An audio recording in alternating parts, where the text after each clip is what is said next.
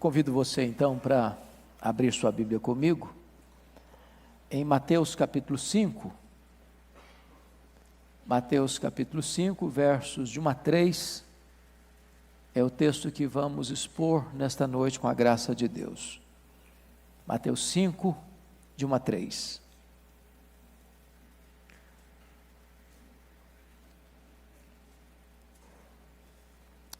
Vendo Jesus as multidões, subiu a um monte, e como se assentasse, aproximaram-se os seus discípulos.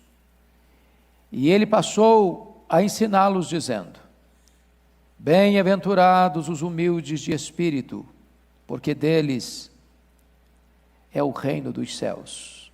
Amém. Eu quero pensar com vocês sobre o tema a receita de Jesus para a verdadeira felicidade. O texto que nós lemos abre aquele que é conhecido como o maior sermão pregado na história da humanidade, o Sermão do Monte, pregado pelo maior pregador de todos os tempos, o Senhor Jesus. E ele é o maior pregador porque ele é a própria verdade. Ele é o maior pregador porque ele é a própria verdade encarnada, ele é o Verbo encarnado. Na verdade, Jesus é tão incomparável que suas palavras são oráculos. As suas obras são milagres. A sua vida é um modelo. A sua morte é o supremo sacrifício. A sua ressurreição, a mais esplêndida vitória. E a sua segunda vinda, a mais doce esperança. Enquanto nós não conseguimos conhecer todas as faces dos ouvintes, Ele conhece o coração de todos os homens.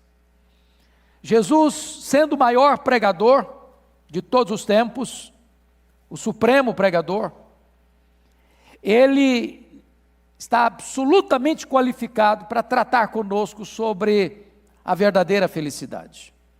E eu quero dizer para você que a fé cristã, que o cristianismo, é a religião da felicidade. Nenhum problema em um homem buscar a felicidade. O homem foi criado para isso. Deus não criou o homem para ser infeliz. Deus não criou o homem para viver frustrado. Alguns teólogos dizem que o propósito da vida não é a felicidade, é a santidade. Preciso concordar que o propósito de Deus para nós é a santidade. Sede santos, porque eu sou santo. Mas não é verdade que o propósito de Deus para nós não seja a felicidade. E eu penso que quem capturou esse entendimento com mais precisão foram os teólogos de Westminster.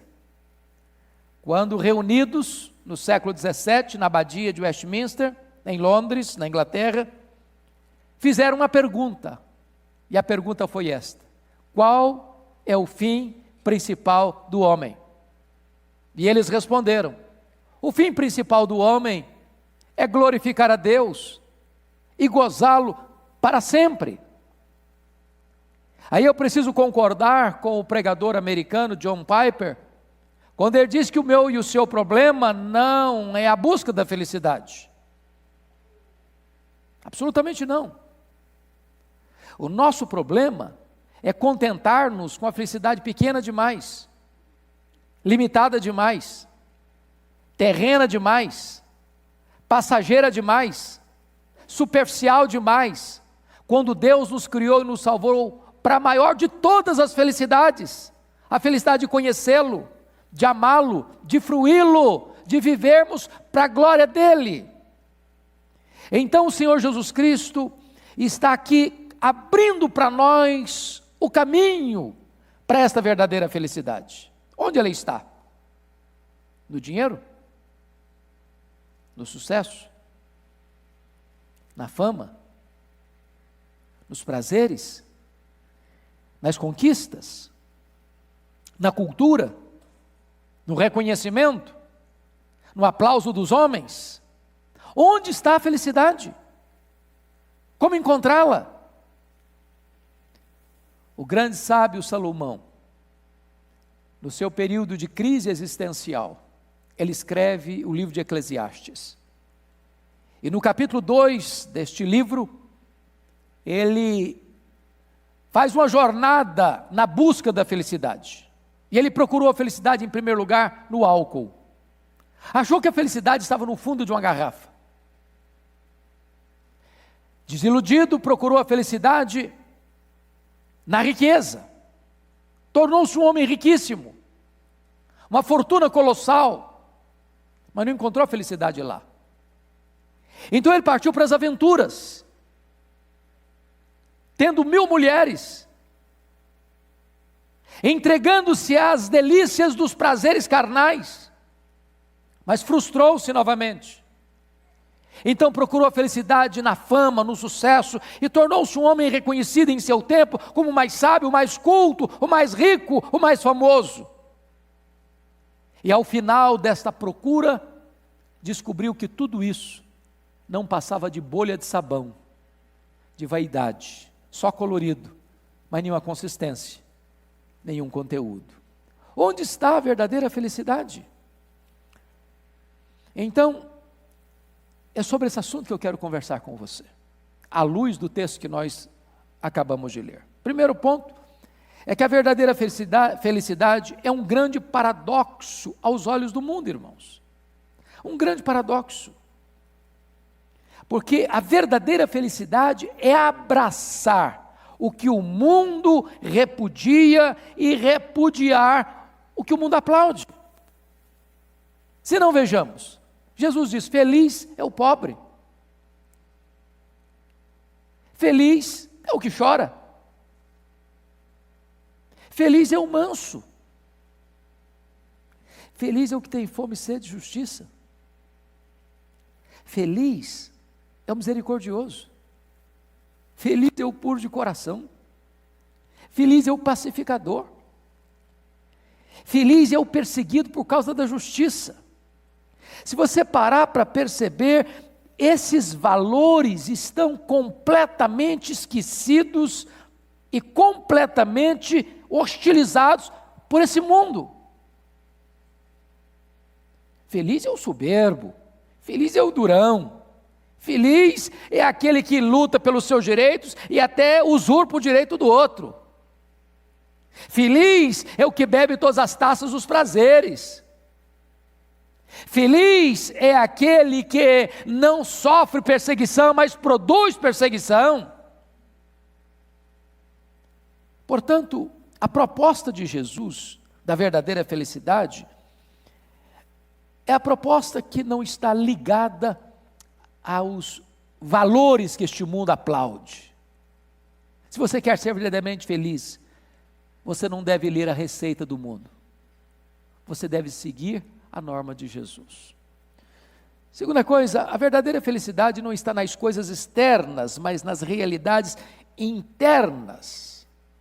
É por isso que Jesus não disse: bem-aventurados os ricos.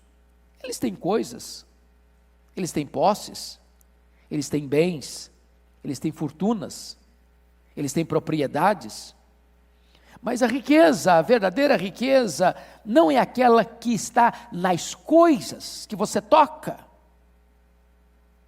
mas na realidade que está dentro do seu coração. As riquezas não satisfazem, sabem por quê? Porque a Bíblia diz que Deus colocou eternidade no seu coração, e tudo aquilo que não é eterno não preenche esse vazio do seu coração. Por isso, a verdadeira felicidade, à luz do que Jesus ensina, não está centrada na posse das bênçãos, mas na intimidade, na fruição da intimidade com o abençoador. Se você apenas se contentar com as bênçãos, você não vai ser feliz.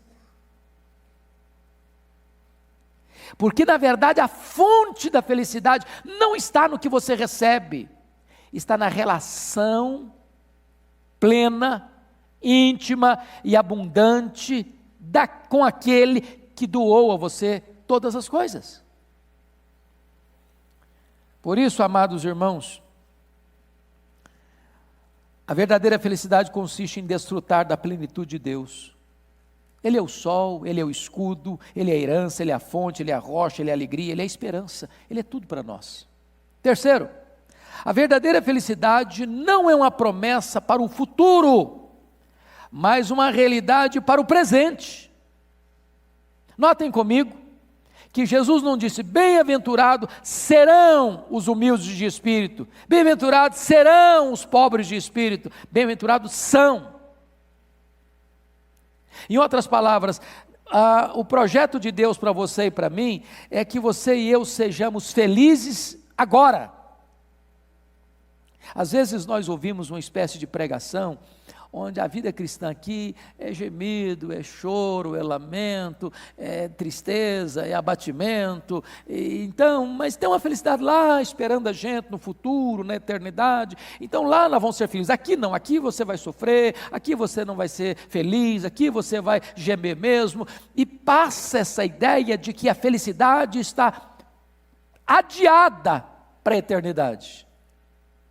Mas o projeto de Deus é que você seja feliz já, agora. Não apenas depois que você chegar lá, mas enquanto você caminha para chegar lá. É a caminho da glória. Segundo ponto que eu quero chamar a sua atenção à luz desse texto, é que a verdadeira felicidade está fundamentada no ser e não no ter. Primeiro, o que então significa ser humilde de espírito, ou pobre de espírito? Para definir melhor, vamos ver o que não significa. Primeiro, não significa pobreza financeira. Deixa eu só explicar para vocês que o termo que você tem na sua Bíblia aí, bem-aventurados os humildes, a palavra no grego não é humilde. A palavra melhor traduzida seria pobre. E daqui a pouco eu vou explicar que tipo de pobreza.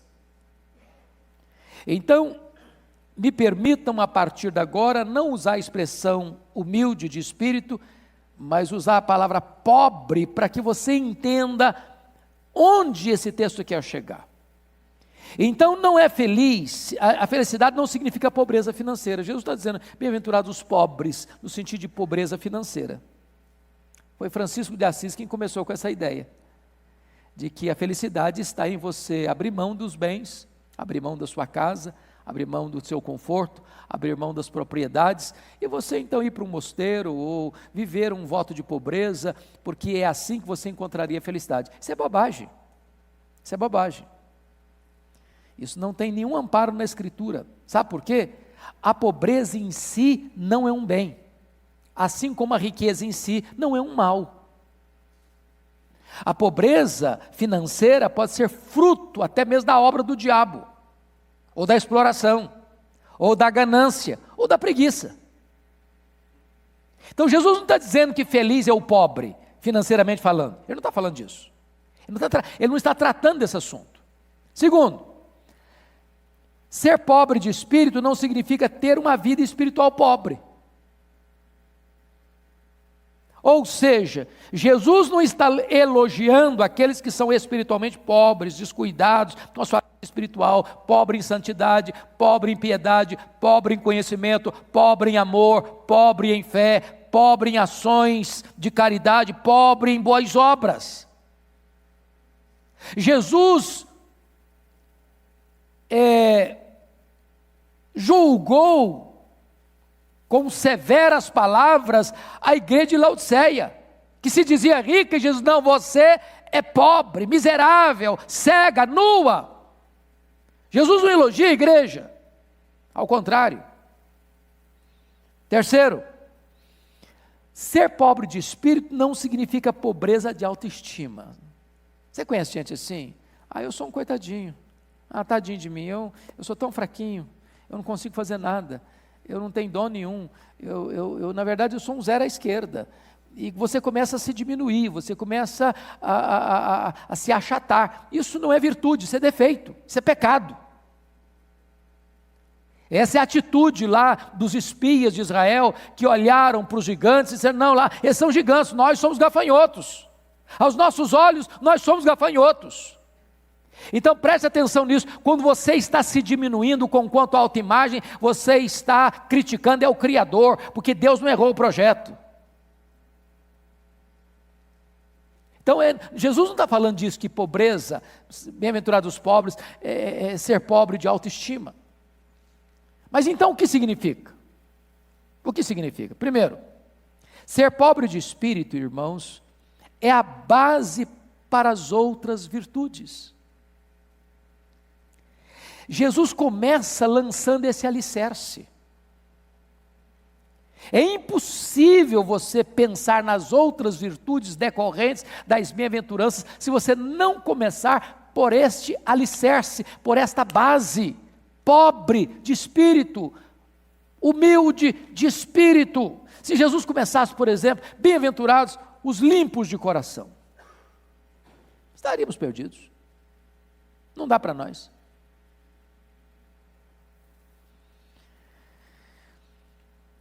O que significa isso?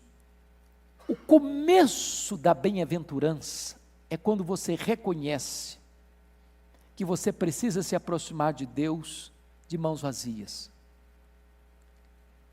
sem pleitear direitos, sem reivindicar o que você pressupostamente merece. Você precisa chegar diante de Deus pobre, necessitado, dizendo, Senhor, eu não tenho nada, eu dependo de Ti, eu careço de Ti, eu necessito do Teu socorro, eu necessito da Tua ajuda. A não ser que você comece por aí, não há esperança. E é por isso que eu gostaria que você entendesse agora o significado da palavra pobre, que aparece aí no grego. Bem-aventurados os humildes de espírito, bem-aventurados os pobres de espírito. A palavra pobre aí, tem duas palavras no grego para pobre. A primeira palavra é a palavra penês, e penês é o pobre que não tem o luxo, mas possui o básico. Ele não tem o supérfluo, mas ele não tem necessidade do básico. Esse é o penês. Ele é pobre, mas tem uma casa para morar. Ele é pobre, mas tem roupa para vestir. Ele é pobre, mas tem cama para dormir. Ele é pobre, mas tem comida sobre a mesa. Ele é pobre, mas tem uma vida boa, não tem necessidade. Ele só não tem luxo, mas ele é pobre. Esse é o penês. Mas a segunda palavra para pobre no Novo Testamento, no grego, na língua grega, é a palavra ptokos. E a palavra ptokos descreve o pobre mendigo, o pobre desprovido de tudo, o pobre que não tem nada, o pobre que está numa plena e total necessidade. E a palavra que Jesus usou no texto, bem-aventurados os pobres de espírito, não é penês, é ptokos. O que então isso significa? Significa o seguinte, que feliz é o homem que reconhece sua total carência e coloca, portanto, a sua plena confiança em Deus. Por que Jesus resistiu tanto aos fariseus? É porque os fariseus se aproximavam como alguém que tinha direitos. Eles se achavam melhores do que os outros. Eles batiam palmas para eles mesmos. Eles faziam propaganda das suas virtudes. Eles se autoelogiavam na sua piedade, na sua vida de oração, nas suas esmolas, na sua prática religiosa. Eles achavam que tinham méritos e virtudes para estadiarem diante de Deus. Porém, aqueles que chegaram como o publicano, Senhor, tem misericórdia de mim, eu sou um pecador. Esses alcançaram favor, esses alcançaram misericórdia, esses de fato eram pobres de espírito. Se você parar para perceber, somente aquele que é reduzido a nada e repousa na misericórdia de Deus pode ser considerado pobre de espírito.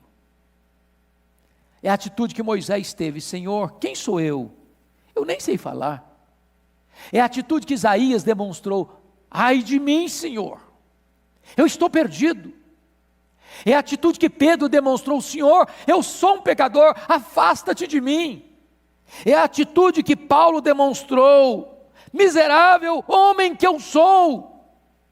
É exatamente isso que significa ser pobre de espírito. É você chegar diante de Deus e: Senhor, eu não tenho nada, eu dependo completamente da tua graça. Se você parar para entender isso, consciência disso é a sua verdadeira riqueza. Ser pobre de espírito é a nossa verdadeira riqueza, porque a riqueza de Cristo só pode ser apropriada pelos pobres de espírito. Quão pobres, portanto, são aqueles que pensam que são ricos. Lembram da igreja de Esmirna? Jesus se dirige à igreja de Esmirna assim: eu conheço a tua pobreza, mas tu és rico. Quanto mais pobre de espírito você for, mais rico você será, aos olhos de Deus. Quanto mais virtudes você estadiar sobre você mesmo ou em você mesmo, mais miserável você é. Agora, por que devemos ser pobres de espírito? Porque só depois que você reconhece que você está vazio, é que você pode ser cheio. Como é que Deus vai encher você da graça dele se você está entupido de você mesmo? Como é que você vai ser cheio do Espírito Santo se você é um poço de orgulho, transbordando de vaidade? É quando você se esvazia, aí Deus enche você. Se você não for pobre de espírito, você não vai valorizar Cristo, você não vai desejar Cristo, você não vai desejar graça, você não vai desejar ser pleno de Deus, você já se basta, você já está cheio de você mesmo. Quando você não for pobre de espírito, você não estará pronto, portanto, a receber a graça de Deus. Enquanto você não for pobre de espírito, você não pode ir para o céu. Sabe por quê? Bem-aventurados os pobres de espírito, porque deles é o reino dos céus. Portanto, lá no céu só entra um tipo de gente: quem é pobre de espírito. Ninguém entrará no céu batendo no peito: eu estou aqui por meu merecimento. Eu achei muito engraçado, e é um outro contexto completamente diferente, tem nada a ver uma coisa com outra, mas uma pessoa que foi eleita domingo, agora, ontem, no estado de São Paulo, bateu no peito assim, com muita alegria, com muito entusiasmo, assim, na efervescência da celebração: eu ganhei por mim mesma, eu ganhei. Ela repetiu eu algumas vezes. É claro que era numa campanha política, não tem nada a ver com salvação. Entretanto, do ponto de vista espiritual, ninguém vai poder chegar no céu com bandeiras e bandeirosas: eu cheguei porque eu mereci, eu fiz por onde, eu tinha virtudes para chegar até aqui. Não, absolutamente não. Só vai entrar lá os pobres de espírito, porque dos tais é o reino dos céus. Como podemos saber que estamos ou que somos pobres de espírito? Quando? Como é que você pode fazer uma avaliação de você mesmo para saber: será que eu sou então? Primeiro, quando toda a base da sua aceitação por Deus está nos méritos de Cristo. Em que é que você está confiando? Para ser recebido por Deus. Eu acho que eu vou ser recebido por Deus porque eu não bebo, eu não fumo, eu não danço, eu não mato, eu não roubo, eu não adultero, eu trabalho, eu sou honesto, eu sou um bom pai, eu sou crente, eu frequento a igreja, eu entrego meu dízimo. Essa é a base?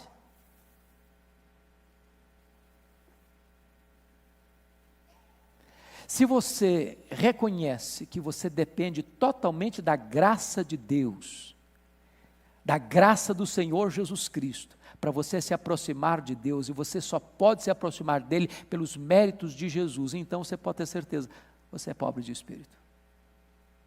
Segundo, como é que você pode saber?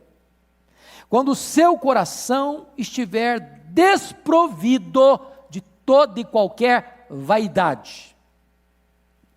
Leia um dia atentamente o livro de Jó, e você vai ver que aquele homem era um homem piedoso, e o próprio Deus disse isso, aliás, o mais piedoso da sua geração. Mas, enquanto ele estava sendo provado, muitas vezes ele argumentou com Deus, para Deus dar a oportunidade a ele, para ele mostrar para Deus as suas virtudes, seus predicados morais, sua justiça. Mas de repente esse homem tem uma visão da glória de Deus, da majestade de Deus, da santidade de Deus, do poder de Deus. E nesse momento esse homem se encolhe, para dizer o seguinte: eu te conhecia só de ouvir, mas agora os meus olhos te veem, por isso eu me abomino no pó e na cinza. Enquanto estiver uma gota de farisaísmo no seu coração, de você achar que você tem alguma coisa em você mesmo, para que você seja recomendado a Deus, qualquer gota de mérito para você entrar no céu, pelo seu próprio esforço ou predicados morais, falta-lhe ainda esta dádiva, esta bênção, ser pobre de espírito.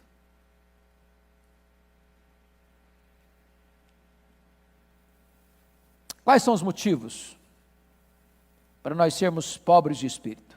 Primeiro, é porque sendo assim, esta é a nossa riqueza. Nós somos ricos se formos pobres. O reino de Deus está invertido, é de ponta cabeça. Quem perde é quem ganha é quem perde. Não me façam comparações. Eu sei que vocês são muito espertos. No reino de Deus, perder a vida é ganhá-la. Ganhar a vida é perdê-la. No reino de Deus, ser pobre de espírito é ser rico aos olhos de Deus.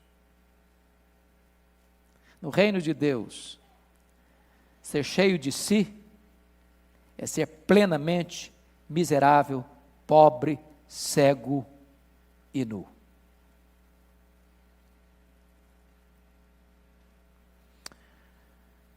Agora preste atenção que esta felicidade é uma recompensa para o presente. Bem-aventurado os pobres de espírito, porque dos tais é o reino de Deus. Dos tais é o reino de Deus. Não diz dos tais será o reino de Deus.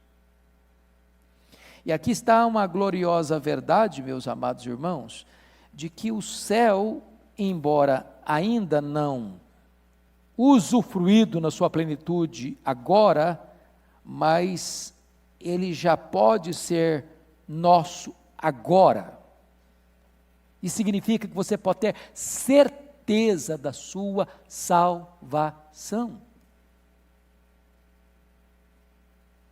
E eu posso lhes garantir que poucas doutrinas das Escrituras são mais consoladoras do que esta. É você saber que não é necessário você chegar lá para ter certeza, você já pode ter certeza agora. Enquanto você caminha, você tem plena convicção. Porque Jesus foi categórico: bem-aventurados os pobres de espírito, porque dos tais é o reino de Deus, ou o reino dos céus. Não é apenas uma bênção para ser usufruída no futuro, mas para ser usufruída já no presente. Mas para um pouquinho para pensar comigo, bem-aventurado, o que é bem-aventurado? O que significa isso? Feliz. Mas a palavra feliz aqui, no grego, é makarios. E makarios não é apenas feliz, é muito feliz. Mas que felicidade! Quando eu digo para você assim, alguém é feliz ou está feliz, porque existe uma diferença, não existe? Entre estar feliz e ser feliz? Concordam que há diferença? Deixa eu lhes dar um exemplo. Vocês já ouviram falar do Dr. Spafford, um médico, melhor dizendo, um advogado, que viveu no século XIX na cidade de Chicago. Ele era um homem muito rico, e numa das cruzadas do Dr. Dwight Lyman Moody, em Chicago, ele foi convertido a Cristo. Vocês já leram que houve um grande incêndio certa feita em Chicago, quando Moody estava pregando por lá. E nesse incêndio, esse Dr. Spafford perdeu boa parte da sua riqueza, virou cinza. Não bastasse essa tragédia financeira, ele tinha 4 filhas e um filho. O seu filho morre. E ele então, para aliviar a dor do luto, resolve fazer uma viagem com a sua família, com a sua esposa e as 4 filhas. Na véspera da viagem, ele não pode embarcar com a sua mulher e as suas filhas, e então embarca-as com a promessa de que iria na semana seguinte ao encontro delas. Ao embarcarem, enfrentam um terrível naufrágio. E as 4 filhas morrem naquele acidente. Sua esposa manda-lhe um telegrama: salva, porém só. Ao saber da tragédia, ele pega um navio para ir ao encontro da sua mulher e pede ao comandante para mostrar para ele exatamente o local do naufrágio, onde as suas filhas foram engolidas pelas águas. E enquanto aquele navio era sovado pela fúria das ondas, o Deus que inspira canções de louvor nas noites escuras, colocou no coração dele uma canção, e ele a escreveu.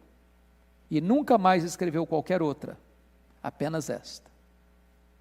E nesta canção ele disse: se paz a mais doce me deres gozar, se dor a mais forte sofrer, ó seja onde for, tu me fazes saber que feliz com Jesus sempre sou. Sou feliz com Jesus, meu Senhor. É claro que um pai que vê suas filhas morrendo, ou tem notícia de que suas filhas morreram, não está feliz. Mas ele é feliz se tem Jesus. Estar é uma situação passageira, momentânea, circunstancial, mas ser é algo permanente. A palavra makarios não trata de uma felicidade circunstancial e passageira, mas de uma felicidade que não depende da circunstância.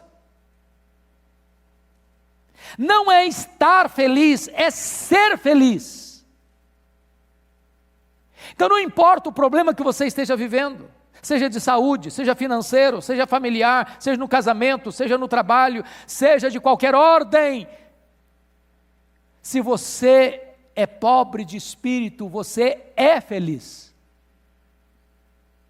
Você pode até não estar feliz agora, em virtude de uma circunstância adversa, mas se você é pobre de espírito, você é membro da família de Deus, você é filho de Deus, você é herdeiro de Deus, você tem o céu como seu lar e a sua pátria, e você é feliz. Essa é a verdade bendita e gloriosa das Escrituras. Agora preste atenção, esta felicidade, embora já real, ela ainda será potencializada à plenitude máxima, quando nós entrarmos neste reino dos céus. Embora o reino de Deus está dentro de nós, e nós estamos dentro do reino, agora ainda é o reino da graça, mas chegará o dia em que nós entraremos no reino da glória. E eu vou lhes dizer que então esse reino, o reino dos céus, excede ao esplendor dos maiores reinos do mundo. Primeiro, porque o seu fundador é o próprio Deus. Segundo, porque esse reino será mais rico do que todas as riquezas de todos os reinos. Terceiro, porque este reino é o reino da perfeição plena e absoluta. As glórias de Salomão serão nada.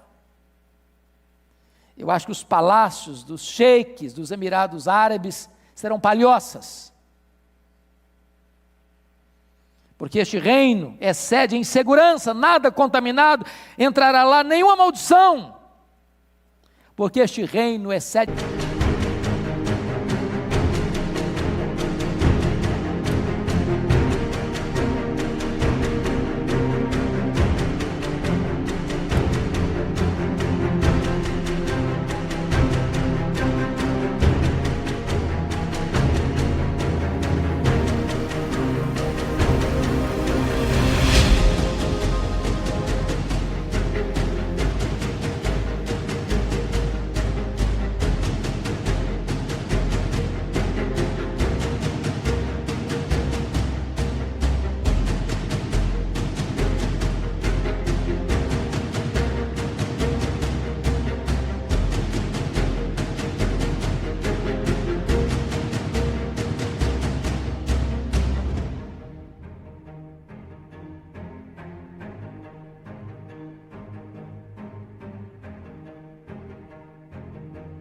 a todos em estabilidade. Os reinos deste mundo passarão, mas o reino de Cristo é eterno.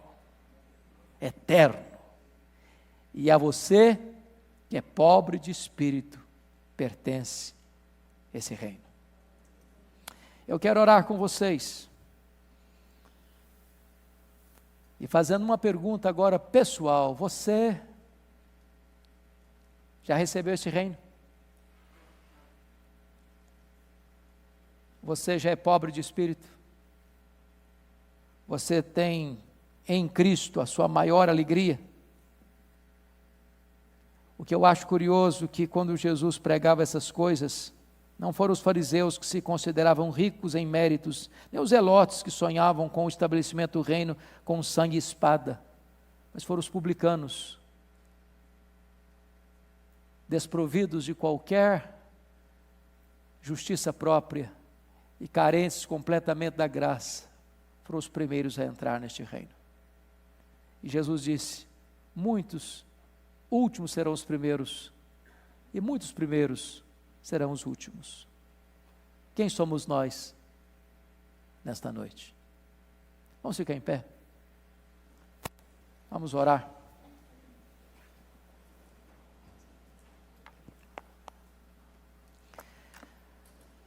Deus, nós fomos desafiados nesta noite pela Tua palavra. Esta palavra é verdadeira, esta palavra é viva, esta palavra é poderosa. Esta é a Tua palavra. Nós fomos também desafiados, Deus, a examinar o nosso próprio coração.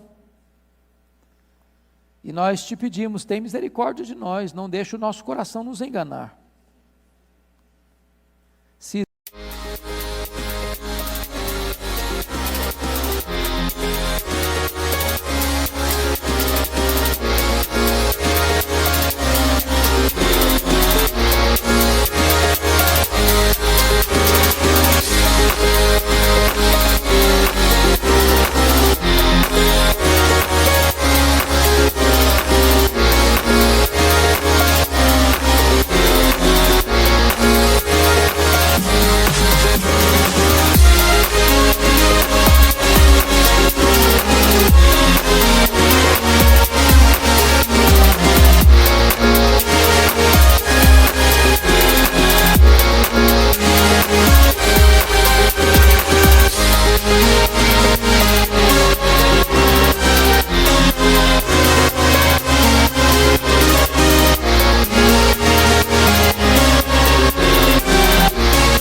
existe ainda uma gota de farisaísmo em nós, que ela seja destruída agora, em nome de Jesus. Se existe qualquer sintoma em nós de soberba, de altivez, de justiça própria, meu Deus, tem compaixão de nós. E não permita que no nosso coração haja qualquer sentimento de autoexaltação, de autossuficiência. Dá-nos a bênção de nos achegarmos a Ti, como aqueles que nada têm a reivindicar, mas que clamam por misericórdia e socorro. Porque a Tua palavra diz que Tu és aquele que despede os ricos vazios, mas aqueles que chegam de mãos vazias, Tu enches de fartura e de riquezas. Bendito é o Teu nome, Deus, porque a Tua palavra nos ajuda a encontrar o caminho da verdadeira felicidade, a tomarmos posse dela. E a felicidade não está neste mundo, nem nas coisas deste mundo. A felicidade verdadeira está no reino dos céus. E é este reino é que nós queremos, mais do que ouro e prata. Quão bom é, quão feliz é para nós saber que este reino nos pertence. Bendito é o Teu nome. Abençoa o Teu povo, alegra a alma do Teu povo. Encha o Teu povo de alegria indizível e cheio de glória nesta noite. E ao voltarmos para casa, voltemos sob a Tua bênção, o Teu cuidado, a Tua proteção. Em nome de Jesus. Amém. Vamos cantar aos